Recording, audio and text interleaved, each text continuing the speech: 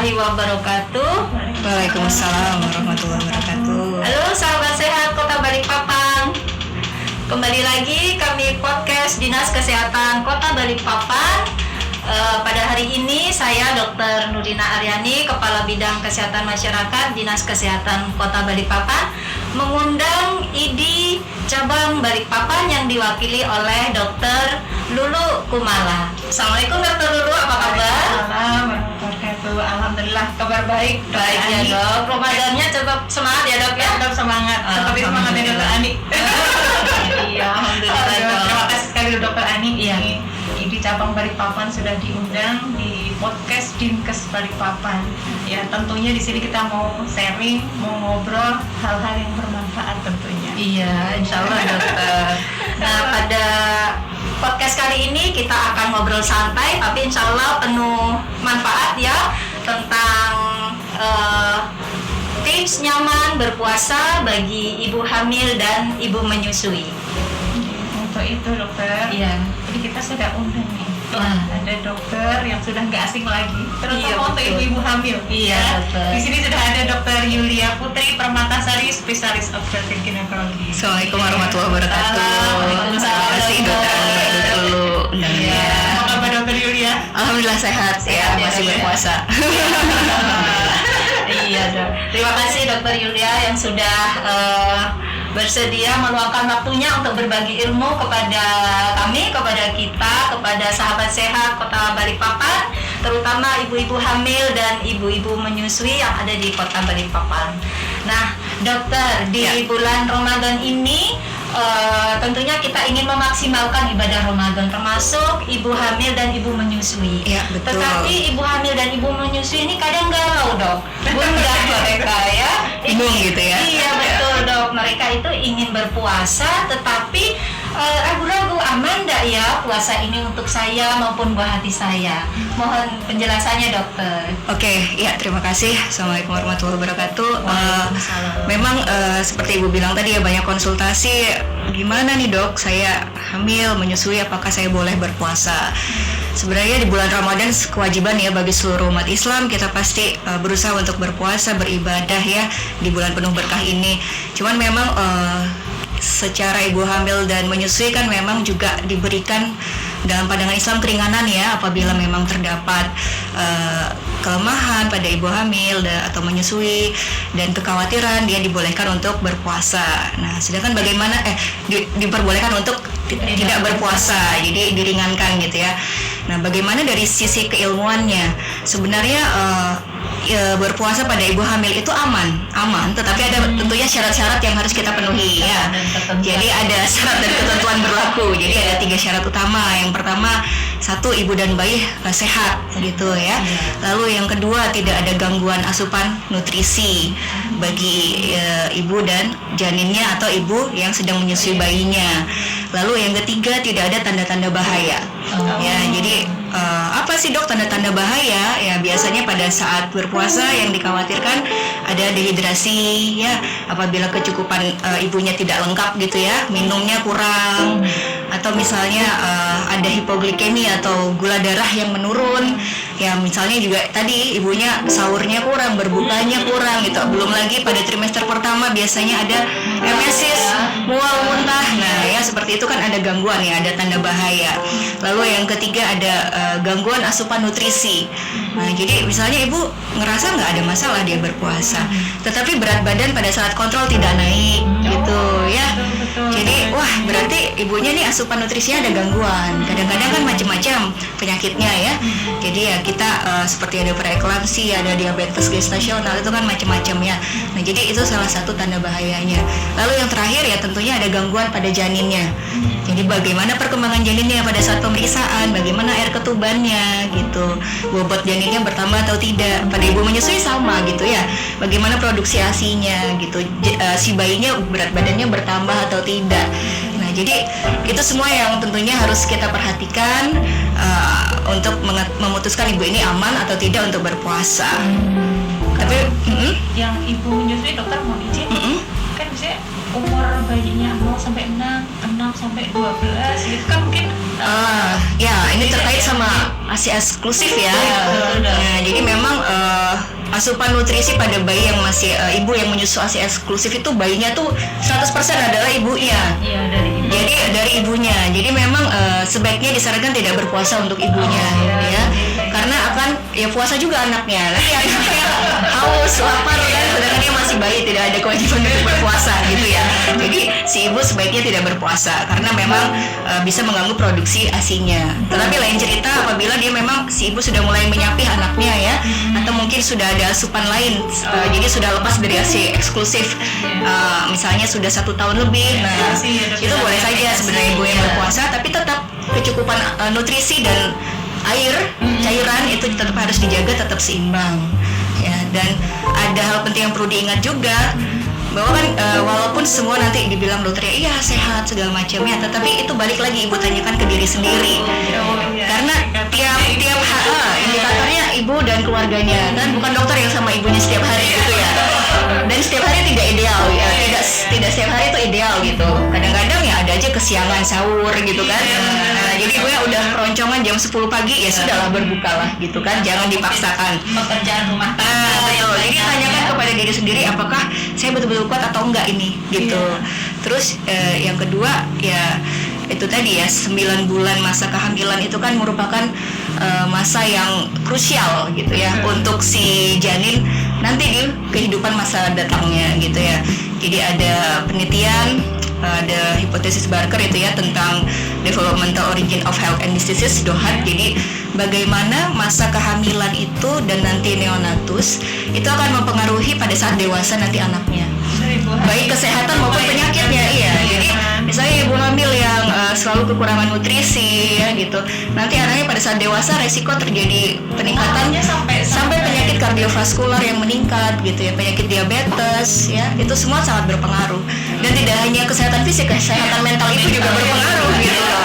Makanya ibu hamil tuh harus bahagia, harus tumbuh ya bawaannya ya. Nah, jadi itu semua yang harus kita perhatikan. Dan juga setiap kehamilan kan berbeda. Kehamilan itulah kondisi yang unik ya. Antara anak pertama dan anak kedua saya ya beda saya hamilnya gitu ya. Atau antara tiap ibu misalnya dokter dulu wah kalau hamil strong aja dia, wiri kemana-mana strong gitu ya. Tapi mungkin dokterannya pada saat hamil aduh bawaannya lemas gitu ya. Atau ada mungkin suka ada ngeflag kadang-kadang pada ibu hamil awal-awal ya. Nah itu kan tentunya jauh berbeda. Jadi harus diingat gitu, kembalikan kepada ibu, harus menanyakan 3 itu ya. Bertanya pada diri sendiri. Terus tiap kehamilan itu tadi ya saya bilang tadi unik ya kondisinya. Jadi jangan samakan si A dan si B gitu kehamilannya. Jangan samakan anak pertama dan anak kedua, anak ketiga itu pasti berbeda. Dan ya itu tadi, pikirkan masa depan anak generasi berikutnya, jauh pikirannya ke depan gitu ya. Jadi sebelum memutuskan puasa memang betul-betul harus tahu bahwa harus ada support system gitu ya, bahwa si kondisi ibu ini tetap fit selama menjalankan puasa Ramadan. Menarik nih dok. Iya. Jadi kalau kita lihat berarti oke deh, ibu tuh pada saat memutuskan mau berpuasa atau tidak kan tadi sudah ada ada indikator-indikatornya ya, tanda-tandanya atau apa. Nah, kalau pada saat kita mau berpuasa sudah memutuskan oke deh, tahun ini Ramadan kali ini saya berpuasa. Oke. Tentunya karena kondisi khusus pasti butuh juga Persiapan, ya. Betul. Dari kita bangun tidur sampai mau tidur lagi tuh syarat kegiatan dengan ibadah dan juga kegiatan sehari-hari juga tidak lepas ya. Tapi ibu-ibu yang masih bekerja juga kan bisa juga. Apa persiapan yang khusus ya dokter kalau untuk ibu-ibu? Oke, persiapan khusus ya. Jadi sebenarnya persiapan itu yang pertama mungkin bagi awam ya konsultasi ya ke dokter. Tanyakan dulu ke dokternya apakah dia ada kondisi khusus ya, seperti itu tadi dalam kehamilan kan macam-macam ya kondisi-kondisi khusus. Apabila sudah dari dokternya dinyatakan ibunya sehat, oke Bu silakan menjalankan ibadah puasa. Nah itu sudah pertama ya, berarti udah aman ya, lampu hijau boleh berpuasa. Nah sekarang kan ke aktivitas ya, jadi keseharian kita itu kan 3 ya, pola makan, pola tidur, dan aktivitas ya. Pada saat ibu hamil berpuasa ya, tentunya harus betul-betul dijaga aktivitasnya, jangan terlalu berat ya, maksudnya santai. Tapi santai itu bukan berarti ya tidak bergerak gitu loh. Karena hamil kan bukan penyakit ya. Jadi ya kita lakukan aktivitas seperti biasa, tapi Ramadan ini kita jalankan dengan lebih tenang ya, lebih tenang gitu ya. Nggak kemerongsong gitu. Ibadah ya dijalankan misalnya di rumah saja ya, tidak ikut berkerumun di masjid misalnya, tidak sampai malam ya mengganggu sampai begadang pola tidur gitu ya. Nah, itu nggak boleh. Jadi dia pekerjaannya sebaiknya dibatasin ya. Mungkin kan ada kebijakan-kebijakan juga kalau pada ibu-ibu yang bekerja, biasanya pada bulan Ramadan pulangnya lebih cepat ya. Bisa ada kebijakan seperti itu ya Bu ya. Nah, juga di rumah misalnya kalau dilihat ibunya kewalahan ya mungkin ada support system dari keluarga, atau asisten rumah tangga gitu ya. Suami ya. Betul sekali. Nah, ini lebih menekankan ke suami ya, harus suami siaga. Betul itu Ibu Ani. Digaris bawahi ya. Suaminya yang masak sahur ya Bu ya. Nah, jadi seperti itu ya. Jadi aktivitas bukan dibatasi, cuman dilakukan dengan lebih ringan gitu ya, lebih tenang gitu, tidak berlebihan gitu. Begitupun juga dengan olahraga, boleh sebenarnya boleh. Tetapi ya bukan memungkinkan. Jadi tapi ya pilihlah misalnya habis subuh ya, dimana belum panas banget tapi sudah ada cahaya matahari gitu kan. Ya jangan udah siang terik berpuasa olahraga. Ya kan cari masalah ya, cari dehidrasi aja gitu ya. Nah gitu. Jadi sebenarnya masih boleh. Jadi olahraga pun dalam yang low impact ya, yang ringan kayak jalan santai tiap hari, atau misalnya nggak tiap hari, maksud saya misalnya 2-3 kali seminggu aja gitu ya. Cukup. Apalagi misalnya ibu yang sudah terbiasa olahraga ya, jangan juga jadi berhenti gitu ya, tetap tapi intensitasnya ringan. Sebaliknya ibu yang nggak pernah olahraga jangan juga langsung mau moro-moro olahraganya berat gitu, mau langsung lari sepeda ya nggak boleh gitu ya, harus bertahap gitu. Jadi dari pola aktivitas seperti itu. Lalu ya itu tadi pola tidur ya, yang saya waktu tidurnya itu ternyata mengatur waktu tidur. Jadi ya kita sebagai umat muslim ya tetap memang kan ibadah tidak hanya dari puasa ya, jadi dari tadarus, dari sholat gitu ya. Tetapi kan itu bisa dikondisikan sebenarnya. Tidak harus kita terus bergadang itu enggak kan ya. Jadi seperti biasa sholat maghrib, sholat isya, taraweh ya, tadarus sebentar. Sebenarnya jam 9, jam 10 udah bisa tidur kan, gitu ya. Menyiapkan sahur dari malam supaya tidak kelabakan nanti pas bangun sahur. Gitu ya. Jadi pola tidurnya tuh diatur. Jadi sudah disiapkan dari malam kan. Jadi bangun sudah nyetel jam 3 kan cukup tuh, dari jam 10 sampai jam 3 pola tidurnya. Bangun, menyiapkan sahur, makan sahur ya. Jangan langsung tidur lagi karena nanti biasanya ada yang hamil kan ya. Jadi paling nggak beri waktu setengah jam kalau mau tidur lagi gitu ya. Beri waktu setengah jam, jadi tidak terlalu begah, baru boleh tidur lagi minimal itu ya. Atau ya tidak maksudnya bersantai aja gitu, nggak tidur ya. Bisa sambil beribadah, bisa lanjut mau terus keluar rumah, jalan sebentar 10-15 menit, balik lagi, terus mau istirahat lagi kan bisa. Nah jadi jangan sampai pola tidurnya rusak juga gitu ya. Seperti itu. Lalu yang paling penting, nah ini pola makan. Pola makan itu sebenarnya tidak jauh berbeda ya pada buku KIA kita ini kan ya, di halaman 19 itu udah tercantum ya bagi yang tidak berpuasa tapi ya. Nah sebenarnya bagi yang berpuasa kan sebenarnya dirubah aja dari makan siang itu diganti ke malam jadi ya.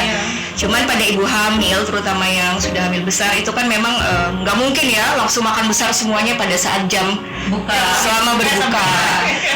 Jadi ada tipsnya. Jadi porsinya kecil-kecil tapi sering. Gitu. Sering. Nggak langsung kalap gitu. Semua ditelan.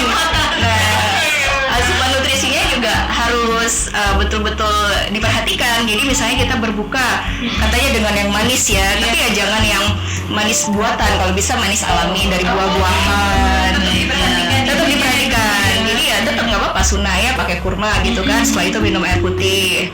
Lalu pilih makanan-makanan yang memang karbohidrat, misalnya karbohidrat kompleks. Jadi Jadi itu bisa kita dapatkan dari nasi merah, dari gandum, oatmeal, dan itu kan lebih ringan ya. Jadi pada saat berbuka itu lebih ringan gitu loh. Jadi pilihlah yang seperti itu. Lalu juga kecukupan protein ya. Jadi karbohidrat, protein itu harus baik karena itu adalah untuk bobot si janin, untuk ibu gitu ya. Makronutrisi itu kan karbohidrat, protein, lemak ya. Nah jadi itu semua harus dipenuhi dan porsinya harus memang disesuaikan, sedikit-sedikit tapi sering, dan pilih komposisi yang sehat gitu. Dan nggak lupa sayur sama buah-buahan ya, karena kan itu bisa mencegah konstipasi, begah itu tadi ya.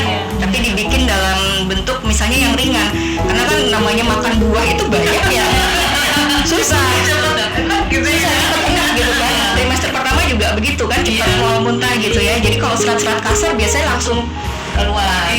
Nah jadi mancing gitu kan. Nah jadi dibikinlah jus gitu ya, pakai juicer, ditambahkan susu, kan sudah sangat bergizi, ada lemak di situ, ada serat di situ gitu ya. Menarik ya. Dan rasanya enak gitu, dan banyak buah lokal gitu kan ya. Iya. Semua masuknya. Betul. Jadi cara pengolahan dan komposisi itu sebenarnya bisa diatur gitu. Jadi misalnya buah wortel aja setengah kilo ya, cuma jadi 1 gelas kalau pakai juicer. Cuman sekali minum aja. Nah jadi sebenarnya itu di cara pengolahan dan mengganti komposisinya dengan yang lebih sehat, itu aja. Kalau air putihnya dokter, biasanya kan? Ya betul. Air putih cairan itu nggak boleh ketinggalan ya, karena gitu banyak menyebabkan jadi kadang ketuban berkurang gitu. Jadi ya pengaruh sekali. Jadi kemarin aja ada pasien ya seperti itu ya, nggak ngerasa kenapa begitu ya. Tubuhnya kok nggak kurang, Bu, ibu minumnya sedikit ya. Iya dok, berapa? Kayaknya 1 literan aja deh dok, buat sahur sama buat apa, boleh ya. Jadi itu nanti berpengaruh. Jadi paling enggak itu 2,5 liter lah ya, 2 liter sampai 3 liter. Jadi harus dicatat sih kalau misalnya ibunya memang suka yang lengah istilahnya ya, harus diatur sedikit gitu ya jadinya. Nah, Mungkin sudah disiapkan ya porsinya. Sekarang kan ada ya. betul tumbler cantik itu ya. Nah itu kan sudah ada yang 2 liter. Kalau misalnya nggak mau repot nyatet bikin food diary ya tinggal diisi aja 2 liter tuh dari buka sampai sahur harus habis. Kadang-kadang tuh ya bagi ibu yang udah terbiasa minum ya 2 liter tuh cuman dari berbuka sampai mau tidur gitu, udah ngisi tumbler lagi dia. Nah itu contoh yang sehat ya. Cuman kadang-kadang ada juga, aduh dok saya bolak-balik pipis dok, ya itulah ceritanya ibu hamil kan ya. Jadi ya tinggal memang balik ke diri sendiri, harus diatur gitu. Jadi kecukupan cairan itu sangat-sangat penting. Itu menarik tadi dokter. Kan tadi dokter ada pasien yang pada saat kontrol kelihatan air ketubannya berkurang. Ini kontrol pada saat ibu dalam berpuasa itu juga sangat penting ya dok ya. Oh iya, sangat melihat penting. amannya. Betul, makanya itu. Dan juga menunya tadi juga jumlah penyajiannya juga mempengaruhi juga, bahwa tidak harus kalap ya pada saat berbuka, tapi jumlahnya sedikit-sedikit tapi sering. Iya, dan harus pokoknya ada semua ya, jadi karbohidrat, ada protein, ada lemak gitu ya, serat, sayur dan buah-buahan, dan susu, vitamin hamil tetap diminum ya. Juga cairan minimal 2 liter gitu. Kayak saya suka lupa mungkin butuh juga tuh botol yang sudah Tumbler ada besarnya ya. biar nggak lupa gitu ya. Betul. Iya.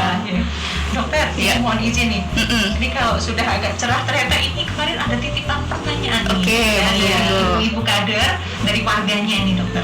Salah satunya begini, dokter saya mau nanya, saya hamil 8 bulan dan sedang menjalani puasa. Ya. Tapi kok gerakan janin saya kok berkurang dibandingkan pada saat Oke. sebelum puasa. Ya, Apakah ya. ini aman? Oke, gerakan janin berkurang ini sebenarnya kan termasuk ke dalam yang awal tadi ya, tanda tadi bahaya ya. Tanda bahaya ini yang terkait dengan gangguan pada janin ya. Gangguan pada janin ya, salah satu indikatornya itu tadi gerak janin berkurang ya. Jadi dimana misalnya ibu bisa menghitung apabila dalam 2 jam dihitung, tapi dipilih juga waktunya. Jadi ibunya kan biasa tahu ya gerakan janin paling seringnya kapan dia, pada saat, karena kan janin ada kayak seperti pola bangun dan tidurnya juga dalam kandungannya. Jadi misalnya dia aktifnya di malam hari ya ngitungnya pas dia aktif gitu ya. Jadi dihitung apakah ada 10 gerakan minimal dalam 2 jam. Jadi gerakan dalam 2 jam ya minimal ya. Nah, jadi kalau dalam 2 jam ibunya nunggu-nunggu nggak sampai 10 gerakan, ya itu udah berkurang gerakan janinnya. Sebaiknya langsung memeriksakan diri ya ke dokter, ke pelayanan kesehatan terdekat gitu ya, untuk mengetahui Bisa apakah ke puskesmas ya dok ya? bisa ke puskesmas dahulu gitu, atau mau langsung ke rumah sakit ya juga nggak apa-apa ya. Nanti biasanya dilakukan monitor gerak janin, dilakukan USG. Jadi bisa kita lihat apakah memang ada kelainan pada janin, air ketubannya bagaimana, apakah ada perkembangan janin yang terhambat ya, seperti itu. Nah, kalau misalnya dari dokternya dikatakan oh iya begini, misalnya ibu ada berkurang janinnya, sebaiknya ya tidak berpuasa ya. Jangan nafsu beribadah. Jangan nafsu, betul. Ini ya kan saya Tadi ingat tadi ya, periode krusial kita 9 bulan itu, jadi harus betul-betul ibunya aware, nggak hanya buat dirinya aja, tapi ya buat janin yang dikandungnya. Nah, jadi ingat lagi nanti misalnya sudah membaik, ya betul, mungkin flashback lagi pola makan saya gimana ya, mungkin tetap ada evaluasi. Ya misalnya ternyata pertumbuhan janinnya kurang karena ibunya berpuasa misalnya ya. Jadi evaluasi apakah mungkin pola makan ibu tadi cukup tidak, karbohidrat, proteinnya bagaimana, dia protein hewani apa nabati ya. Karena yang paling bagus untuk perkembangan itu kan hewani ya. Jadi dari daging, dari ayam ya, telur, ikan. Nah, ikan selain protein juga dia ada lemak tak jenuhnya. Sangat bagus perkembangan otak janin gitu ya. Untuk ibu menyusui juga sangat bagus. Nah, jadi itu yang harus diperhatikan. Jangan-jangan ya kurang ya. Lemak juga kurang mungkin. Lemak-lemak yang baik adalah lemak tak jenuh ya. Biasanya pada buah-buahan kayak alpukat, biji-bijian gitu, lemak ikan tadi ya.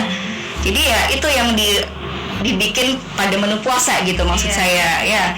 Jadi berbuka misalnya dengan alpukat, dikasih susu gitu ya, jus seperti itu tadi, pilihan-pilihan daging yang sehat ya, yang tanpa lemak jenuh misalnya kan bagiannya, misalnya kayak pada ayam di bagian dada gitu ya.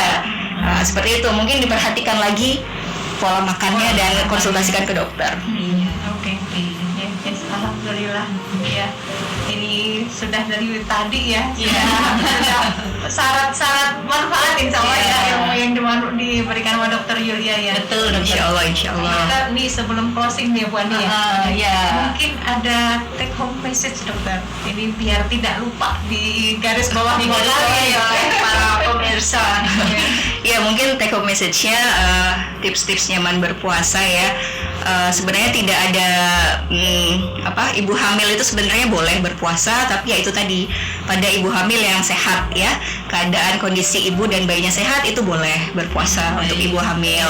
Sedangkan pada ibu menyusui memang itu dikaitkan juga dengan usia janinnya, apakah dia masih eksklusif atau tidak ya, karena ya berpuasa itu dapat menyebabkan menurunnya nutrisi ya pada janinnya gitu ya. Memang bukan makronutrisi, mikronutrisi biasanya, dan produksi ASI-nya juga bagaimana ibunya harus mengukur apabila merasa dengan berpuasa produksi ASI-nya berkurang ya kan nanti bayinya jadi disapih ya, jadi kasihan.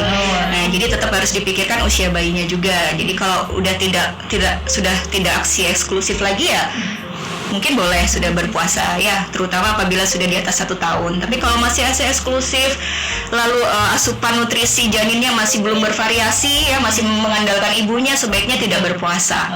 Begitu dok. Gitu ya, jadi itu untuk ibu hamil dan menyusui. Lalu yang terakhir, bagaimanapun ya, dalam Islam kan ibu hamil dan menyusui itu diberi keringanan ya. Jadi kadang-kadang walaupun kata dokternya, oh ini sudah normal ya, bagus, sehat, cuman kan kondisi keseharian itu berbeda gitu ya.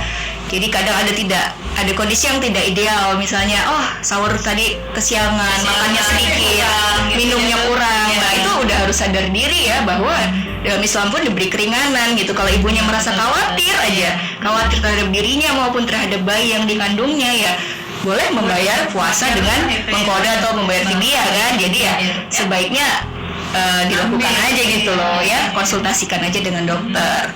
Dan apalagi kita di masa pandemi gini, semua ya harus jaga kesehatan. Nggak hanya ibu hamil, nggak hanya ibu menyusui, semua harus menjaga kesehatan. Jadi tetap prokesnya ya, tetap cuci tangan, jaga jarak, hindari kerumunan ya. Lalu jangan lupa vaksin. Ibu hamil udah pada vaksin atau belum ini? Udah booster atau belum ini? Nah kayak gitu kan, karena kita nanti mau lebaran ya, nanti ada yang mudik gitu kan. Iya, jadi termasuk populasi yang rentan kan ibu hamil ini. Jadi ya selama prokes, selama masa pandemi Ramadan ya kita tetap jaga prokes, tetap jaga kesehatan. Ya itu mungkin pesan terakhir ya, take message-nya. Iya, terima kasih banyak nih ilmunya Dokter Yulia. Sama-sama, terima kasih. Alhamdulillah ya, kita pada pagi ini mendapatkan ilmu yang sangat bermanfaat, terutama bagi ibu hamil dan ibu menyusui, dan juga ilmunya ini bisa diterapkan oleh keluarga. Bahwa keluarga di rumah bisa mensupport untuk ibu hamil dan ibu menyusui, begitu ya Dok ya? Betul, penting sekali ya support system ya. Nah, demikianlah podcast Dinas Kesehatan Kota Balikpapan kali ini. Saya ucapkan terima kasih kepada Dokter Yulia yang telah bersedia hadir dan memberikan ilmunya kepada kami, kepada pemirsa, kepada sahabat sehat Kota Balikpapan semuanya. Terima kasih sama-sama, terima kasih dokter. Terima kasih juga kepada Dokter Lulu yang mewakili ID cabang Kota Balikpapan yang telah bersedia untuk berkolaborasi. Kami yang berterima kasih udah diajak berkolaborasi. Siapa tahu next bisa mudah-mudahan kita bisa berlanjut lagi ya dokter dengan tema lain yang lebih menarik lagi. Insya Allah. Apalagi ruangannya nyaman bikinnya dokter. Betah di sini. Betah ya di sini. Baik, terima kasih juga saya ucapkan kepada tim yang telah mempersiapkan acara ini dengan maksimal, dan insya Allah semua yang kita lakukan pada hari ini mudah-mudahan dicatat sebagai amal ibadah kita. Amin. Ya Rabbal Alamin. Baiklah, kita ucapkan terima kasih sekali lagi, dan kami moderator berdua dengan Dokter Lulu mengucapkan mohon maaf apabila ada hal-hal yang kurang berkenan. Saya akhiri, wabillahi taufiq wal hidayah. Wassalamualaikum warahmatullahi wabarakatuh. Waalaikumsalam warahmatullahi wabarakatuh.